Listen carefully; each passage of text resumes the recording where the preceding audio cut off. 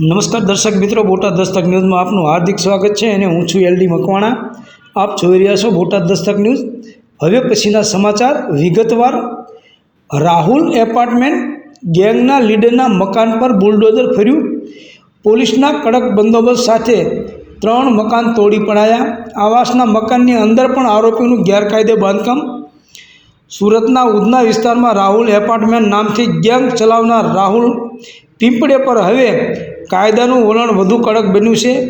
Udhna police દ્વારા કડક બંદોબસ્ત સાથે આજે 18 માર્ચ 2025 આરોપી રાહુલના 3 મકાન પર હથોડો અને બુલડોઝર ચલાવી દેવામાં આવ્યા છે।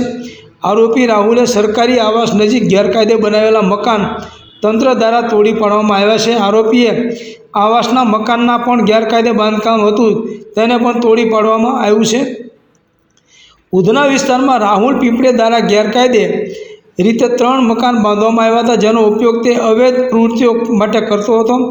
પોલીસે તપાસમાં જાણ્યું કે આ 3 મકાન રાહુલની ગેંગ માટે કેન્દ્રીય હેડક્વાર્ટર તરીકે કામ કરતા હતા, જ્યાંથી તે અવૈધ ધંધા અને ગુનાહિત પ્રવૃત્તિઓ ચલાવતો હતો।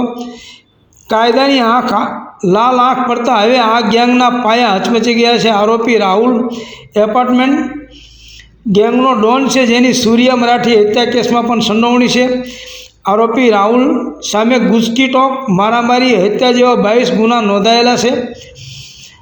પોલીસની કાર્યવાહી સામે રાહુલ એપાર્ટમેન્ટ ગેંગના ડોન રાહુલ પીપળેની પત્ની કાજલ ભારે નારાજ થઈ ગઈ હતી।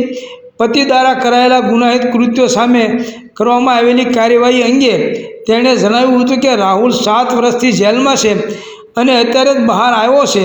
જો તેની પાસે ગેંગ ચલાવવાના પૈસા હોત તો તે અહીં સરકારી આવાસમાં શા માટે રહે? છેલ્લા 3 દિવસથી પોલીસ હેરાન કરે છે, આવીને સામાન બહાર મૂકી દેશે। મેં લવ મેરેજ કર્યા છે અને હવે મારા માતા પિતાના ઘરે પણ જઈ શકતી નથી। તેણે વધુમાં જણાવ્યું હતું કે હમણાં રાહુલ ગામમાં ગયો છે, ત્યાં લગ્ન છે, તેથી બાળકો સાથે ગયો છે। મારી તબિયત સારી નહોતી એટલે હું ગઈ નથી। ઘરની અંદર પોલીસ આવે છે, સામાન અને ગાદી બધું જ ફેંકી દે છે, ચેકિંગ કરે છે। રાહુલ ઉપર ગુનો ખરો, જો ખોટું કરે તો તેને લઈ જાઓ, અમને શાંતિથી રહેવા દો।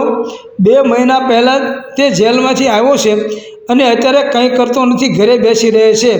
જો બહાર જશે અને કોઈ મગજમાં કશું નાખશે તો પછી મર્ડર થશે। પહેલાં પણ કોઈએ મગજમાં નાખ્યું અને પછી સૂર્યા મર્ડર થયું હતું।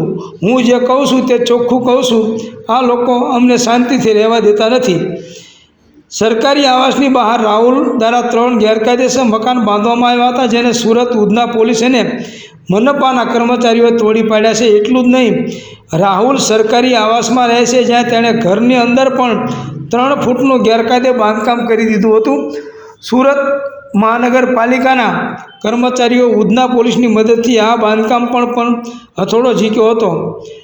સુરતના સરકારી આવાસની ઓળખ હવે રાહુલ એપાર્ટમેન્ટ તરીકે થઈ રહી છે। રાહુલ પીપળેને ગેંગની કુખ્યાત પ્રવૃત્તિઓને કારણે આ વિસ્તાર રાહુલ એપાર્ટમેન્ટ ગેંગનું ગઢ ગણાય છે। આ સરકારી આવાસના ગ્રાઉન્ડ ફ્લોર પર રાહુલનું મકાન પણ છે, જ્યાંથી તે અપરાધિક પ્રવૃત્તિઓ ચલાવતો હતો। રાહુલ પીપળે છેલ્લા 15 વર્ષથી રાહુલ એપાર્ટમેન્ટ ગેંગ ચલાવી રહ્યો છે। આ ગેરકાયદે ધંધા દ્વારા તે અનેક લોકોને ઉછીના પૈસા આપતો હતો અને પછી ઉઘરાણી માટે ગુંડાગીરી કરતો હતો। તેના વિરુદ્ધ ગુજકીટોક સહિત 22 જેટલા ગંભીર ગુના સુરતના વિવિધ પોલીસ સ્ટેશનમાં નોંધાયા છે। રાજ્ય ડીજીપી દ્વારા આપવામાં આવેલા આદેશ બાદ સુરતમાં ક્રિમિનલોની યાદી તૈયાર કરવામાં આવી છે। સુરત શહેરમાં હાલ 9 ગેંગ સક્રિય છે અને રાહુલ એપાર્ટમેન્ટ ગેંગ પણ એમાં સામેલ છે। સૌજન્ય દિવ્યા ભાસ્કર, બોટાદ દસ્તક ન્યૂઝ, એલડી મકવાણા, બોટાદ।